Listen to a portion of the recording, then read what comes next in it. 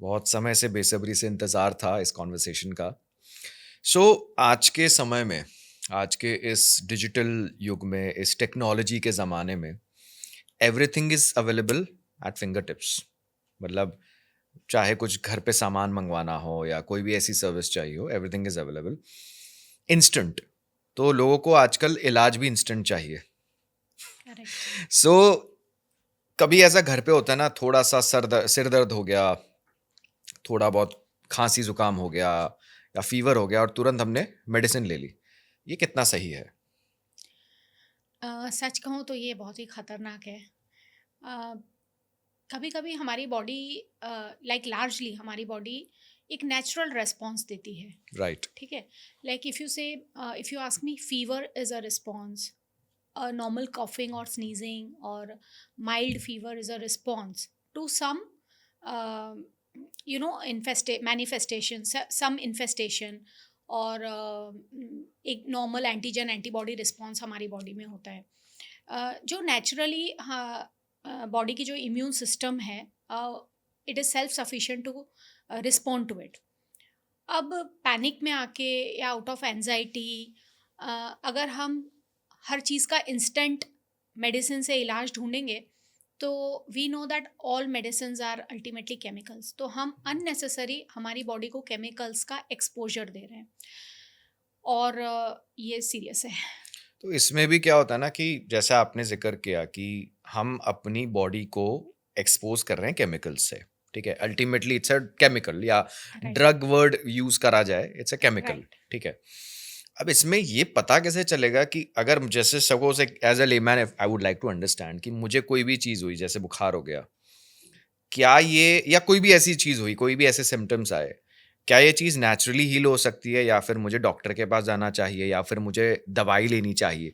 तो ये पता कैसे चलेगा? How to evaluate this? या तो देखिए, भारत जो हमारा देश है, वो एक बहुत ही वेरीड इकोसिस्टम है।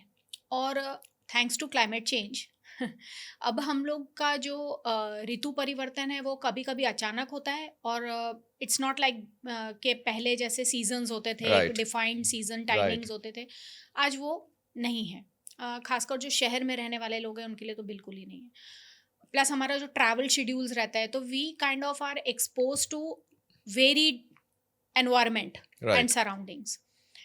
तो ये अडेप्ट करने का एक प्रोसीजर रहता है हमारी बॉडी का, जिसमें जैसे ही से टेम्परेचर डिफरेंस आया या सीजनल चेंज आया, पार्टिकुलेट एयर का हमारा चेंज रहता है, सर्दी गर्मी हो जाती है, जैसे एसी से बैठे हैं और बाहर धूप में निकले, तो एक नेचुरल बॉडी रिस्पॉन्स देती है, जिसकी वजह से टेम्पररीली हमें थोड़ा सा माइल्ड फीवर हो सकता है, या स्नीजिंग हो सकता है, स्किन रैश हो गया, रनिंग नोज हो गई। तो जनरली अगर मैं वैसे बेसिक कहूँ तो वो ज़रूरी नहीं है कि एंटीबायोटिक या कोई पैथोजेनिक मैनिफेस्टेशन है, या हमें कोई बुखार बहुत परसिस्टेंट है।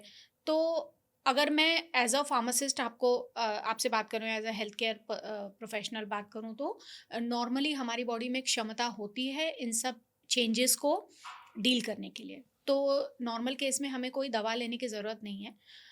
मे बी अगर सीज़नल चेंज है, जैसे वायरल इन्फेक्शन वगैरह हाँ, होते हैं, तो उसमें अपनी बॉडी में क्षमता होती है, और 2 से 3 दिन में वो सेल्फ हील हो कर सकते हैं with a mild some kind of precautions, कि भाई गर्म पानी पिएंगे, थोड़ा फास्टिंग करेंगे, और कम खाएंगे, अच्छा रेस्ट करेंगे, तो नॉर्मली हमारी बॉडी उसको डील करने में सक्षम है।